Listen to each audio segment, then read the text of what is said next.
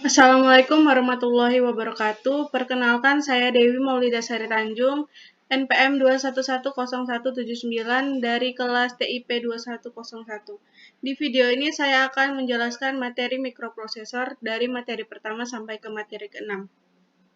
Pertama-tama, saya akan menjelaskan pengertian mikroprosesor. Mikroprosesor atau dikenal sebagai CPU atau Central Processing Unit adalah rangkaian integrasi atau IC sebagai unit mesin pengolahan yang bekerja melakukan fungsi pokok komputasi aritmatika dan logika. Transistor pertama diciptakan pada 23 Desember 1947 oleh John Berger, Walter Bright, dan William Stokes di Bell Laboratories. Chip pertama pada 12 September 1958, Jack Kilp membuat IC osilator sederhana 5 komponen yang diintegrasikan.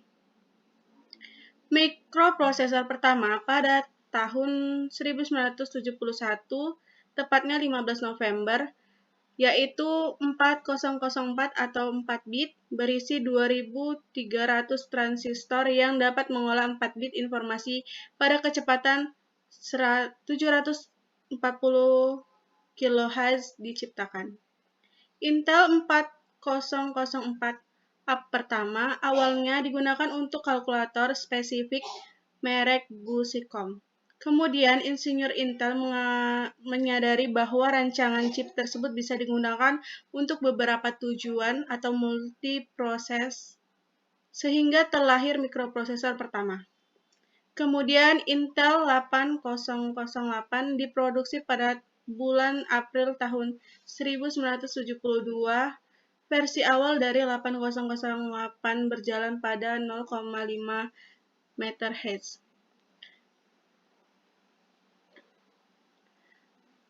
Materi kedua yaitu arsitektur sistem komputer atau hardware level. Layar perangkat basic atau physical device layer dalam prakteknya merupakan layar komponen elektrik dan elektronik. Perangkat komputer modern yang paling canggih pun terbangun dari komponen elektrik sederhana seperti transistor, kapasitor, dan resistor, dan komponen ini mengandalkan pada power supply dan lingkungan operasi yang cocok. Kemudian layar logika digital atau digital logic layer. Semua operasi mesin yang paling dasar diberikan pada tingkat ini. Elemen-elemen dasar pada tingkat ini dapat menyimpan, memanipulasi, dan mentransmisi data dalam bentuk resepsi biner sederhana. Kemudian layar mikroprogrammate. Layar mikroprogrammate tidak ada dalam komputer generasi pertama dan juga tidak terdapat dalam beberapa mikroprosesor kecil sekarang ini. Penggunaan layar mikroprogrammate ini memungkinkan pabrikan memproduksi family of processor yang semuanya memproses set instruksi mesin yang sama pada layar mesin, namun berbeda dalam hal konstruksi dan kecepatannya. Kemudian layar mesin. Mesin layers adalah tingkat hardware yang paling bawah, di mana program dalam dituliskan dan memang hanya instruksi bahasa mesin yang dapat diinterpretasikan secara langsung oleh hardware. Kemudian software level.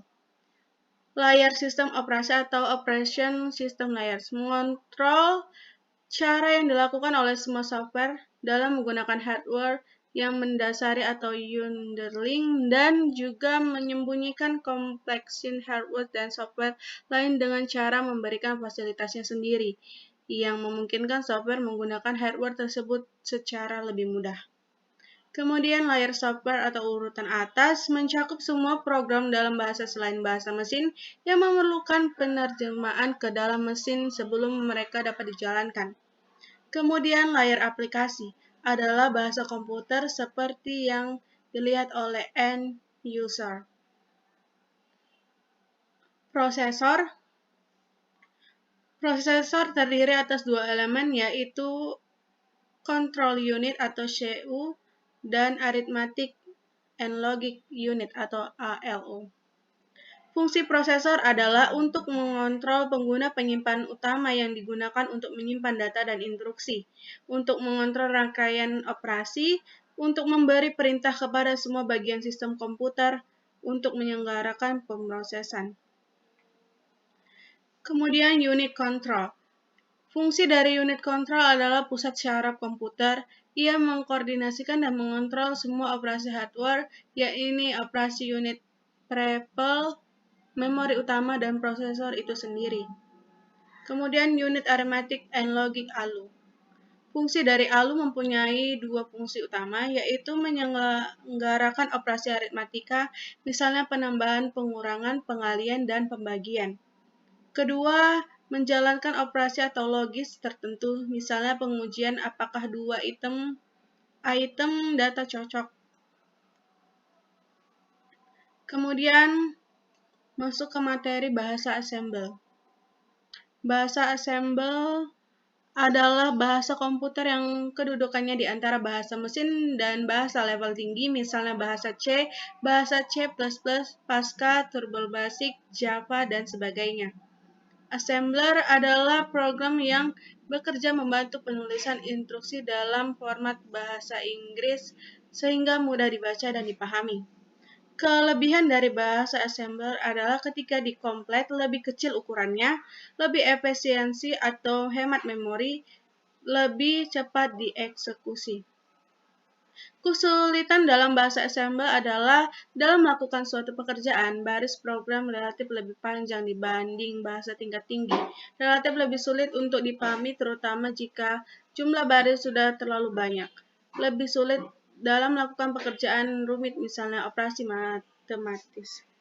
Struktur instruksi bahasa assembler yaitu operation code atau opcode, course operates, destination operates, contoh LDA, dan banyak lainnya. Kemudian di sini adalah tabel ASCII. Bisa dilihat tabel ASCII-nya.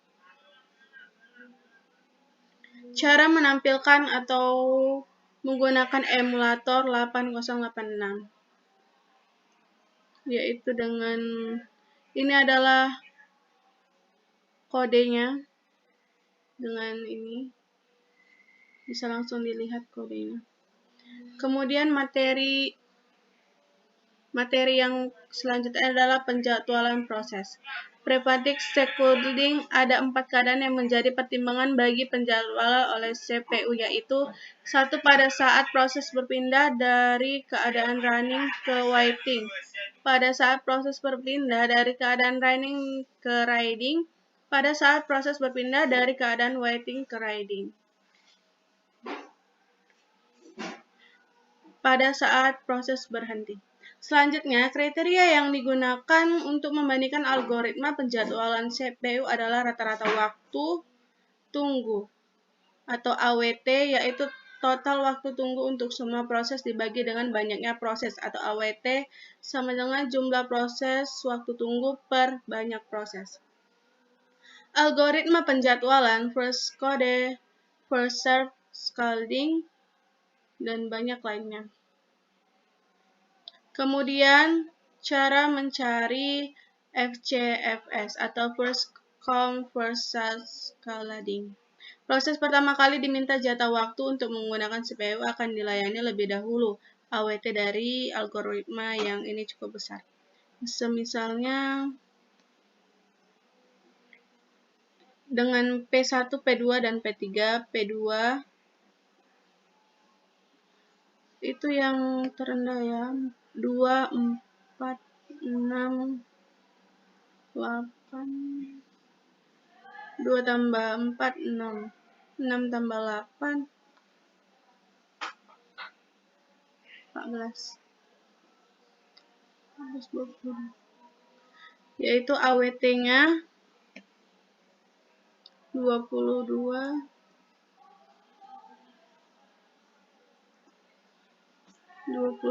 bagi 14 ya.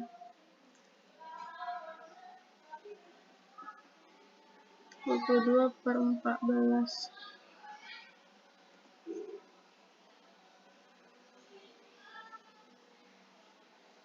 P1, P2, P3 sama dengan 2,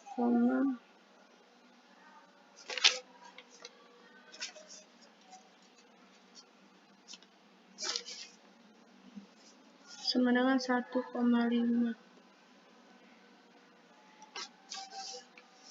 Awet yang didapat adalah 1,5. Ini untuk burstnya. Oke, lanjut.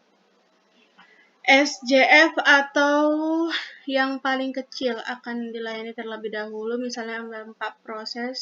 Untuk misalnya P1 dulu karena P1 yang paling kecil.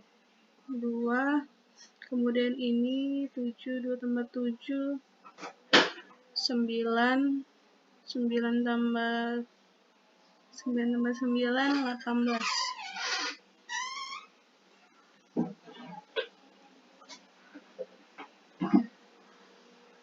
18, 30. AWT-nya adalah 30 per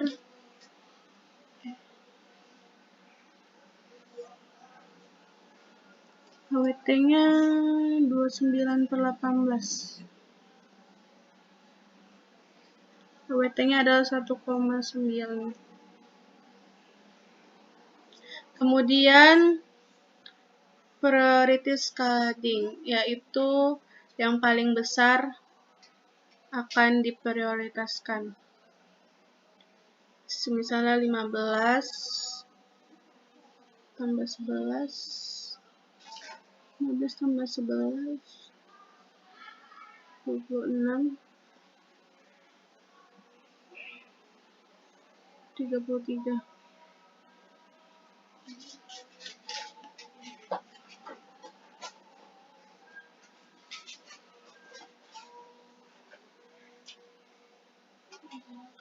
Maka AWT-nya adalah 74 dibagi 33 sama dengan 2,2.